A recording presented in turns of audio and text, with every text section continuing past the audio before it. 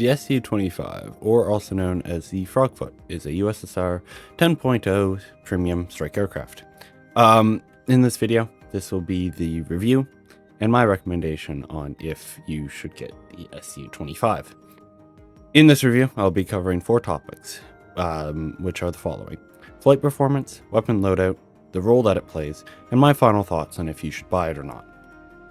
So, let's get right into this review. The flight performance of the SU-25K is overall great for being a turbined engine, with a top speed of around 979 kilometers an hour, or 608 miles an hour, with a maneuverability of really good because you are able to deploy combat flaps at 900 kilometers an hour. So you can easily outturn any jet with afterburner as long as you have a high level G tolerance on your crew. With the maneuverability, it is worse at lower speeds, so it is better at lower altitudes with higher speed amounts. So you just need to make sure that you don't lose all your speed. Turn fighting in it is also a pain, just due to the fact that it doesn't have good energy retention. So for the flight performance of the SU-25K, I give it a 8 out of 10 on my review for that. Let's move on to weapon and loadouts for the SU-25K. Just base game, the SU-25K has up to 20 loadouts, ranging from bombs, napalm, to missiles, gun pods, etc. There'll be a list on screen showing what those are and where they can get carried. So I'm just going to move on to weapons. My personal loadout for the SU-25K is 2 R60 MKs, which are quite good all aspect missiles. 4 bombs and gun pods is normally what I take. That's able to take out 1 base and win most head-ons. So you can really pick and choose. The only issue that there is with the gun pods is that it's a Russian jet, which means that you only get 250 rounds per gun.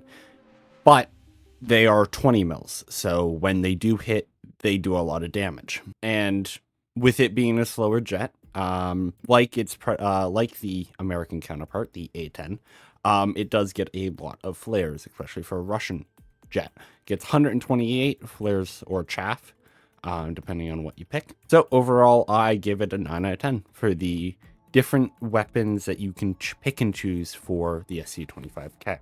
Now let's move on to the capabilities of the SU-25K, which is a strike aircraft, so its main job is to do CAS in ground RB and bombing bases in air RB, which it is good at doing what it does with the large amount of bombs that it can carry for that BR.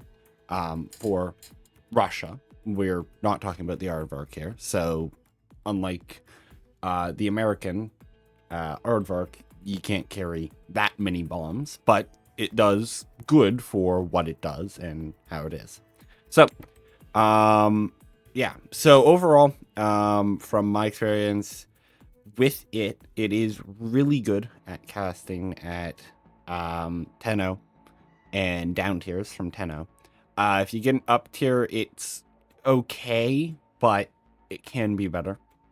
So for that reason, I give it a 7 in ground RB. And from my experience in air realistic, it is really good at bombing bases, and that's what I use to grind all the way up to top tier. So for that reason, I give it 9 out of 10. For my final remarks, overall, it is a really good top tier, or sorry, not top tier. It is a really good 10-0 jet for what it does. It is really good at bombing bases.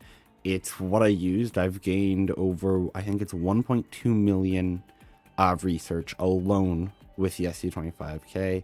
In just under a month, I got to top tier with playing not that often. So it is really good. And it is also quite good for ground as well. I'd say it's better in air, but ground also it is actually quite good. So I hope you guys liked my review, and if you do get it, I hope that my review is in consideration. To thank you all for watching. Thank you guys so much for all the support in the recent videos. I do plan on making a full series out of this with a bunch of tanks and planes. So this is my first one. I will be only doing them with ones that I own, so then I can give you my full 100% opinion on them without not knowing how they are. So make sure you guys like and subscribe. It helps out quite a bit, and it's completely free. And I hope to see you guys in the next video.